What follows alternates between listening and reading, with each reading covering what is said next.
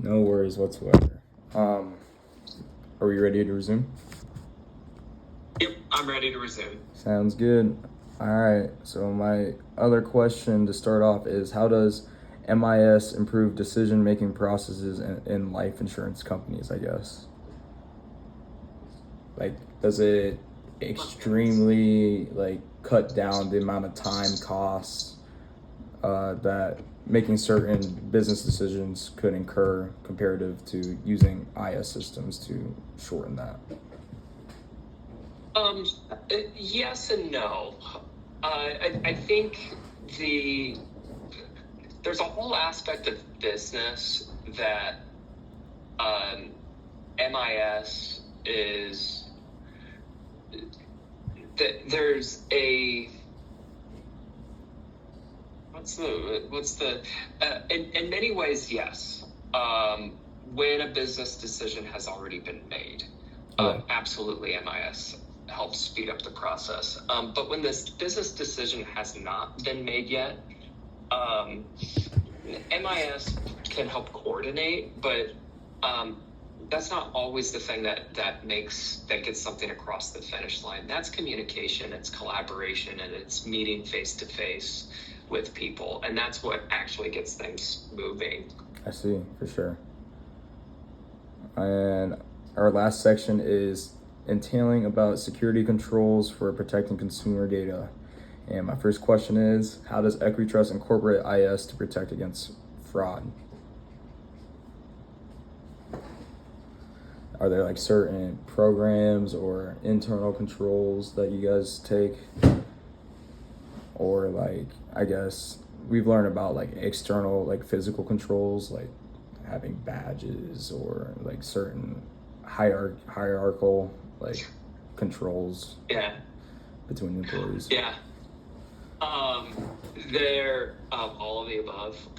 Yeah, for sure. So yeah, I mean, there's the physical controls, like you mentioned, like the badges, there's the access to equipment, there's access to specific rooms inside the organization. So there's certainly all of that. There's the even on your laptops, your machines, they're encrypted, they have anti-theft information on them, so you're mitigating risk and security that way. There's access controls to systems. MIS plays such a massive role in everything there. There's identity management. Yep. Yeah. And I was gonna say, am I answering your question? Yes. I was gonna elaborate on that because I know life insurance entails a lot of personal data. So how do you build that customer trust that their information is secure and safe from hacking, breaches, and viruses and all that? Yeah, that's a really interesting question, and so how do we ensure the trust? The reality is, no one is the customer isn't coming to us and asking us about the trust. The customer is almost blindly trusting, but who's not blindly trusting is the regulators. Okay. And those are the people that you want to make sure that we're doing our due diligence. And so, and then there's also some self-governance in a sense of, we have internal audit groups. We bring in external, we have external organizations that come in and they'll run security tests. Oh, wow. For sure. No, those are a lot of engineering hacks, and so it's a tough question to answer in the sense of the customer themselves are somewhat blindly trusting, but I think you very quickly lose that blind trust the moment you have a data breach, or even if it's not a breach, an accidental release of information. you Yeah. instantly lose that trust. And so to that, your cost is your consumer loss of business, but then also your Yeah. brand equity that drops dramatically. And companies, it really depends on the size of the company on whether or not they can survive. Yeah. Something along those lines. 100%. Yeah, So, that's one of the most like- important things to make sure. Yeah. You look at the Experian hack from, it felt like a few years ago, but I know it was probably five to eight. Yeah. Like that was a massive hack where a number of, like the majority of Americans, information was released out to the wild Yep. due to someone not patching. And that's a loss of trust of Experian, but they're such a large organization that they're able to weather that storm, and sure. or other organizations can't do that. Yeah. Didn't Wells Fargo have a similar issue like almost 10 years ago? Yeah, a lot of organizations have gone through the pain of a hack. We're fortunate in the sense that we have not gone through one. I really hope that I don't have to go through one someday in my career. But we also have the guidelines, the procedures in place, the insurance in place. So there's a lot of things that go into like protecting ourselves as much as we can.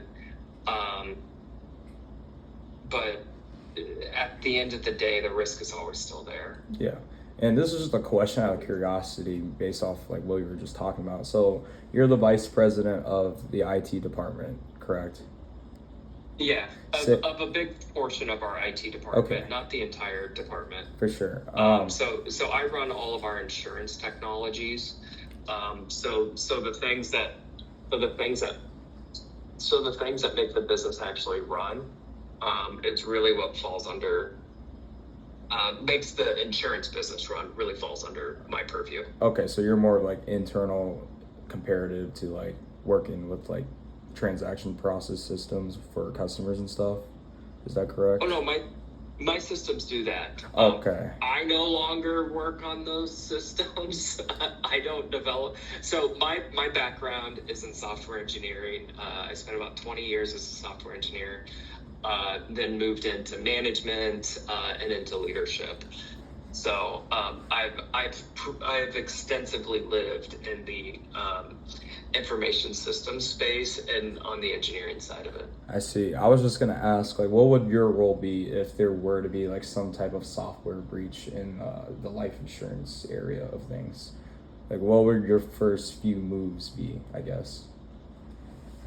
My first few moves, assessing risk. What do we need to do to quickly protect ourselves? Getting legal involved. Immediately getting our legal department involved, getting our infrastructure team involved, and then following our risk plans. Following, like, we have a cyber breach policy, following that policy to the T, getting the insurance companies involved. That it would be following the plan. For sure. I see. And I guess that again, I hope that never happens. Oh, but, yeah, no.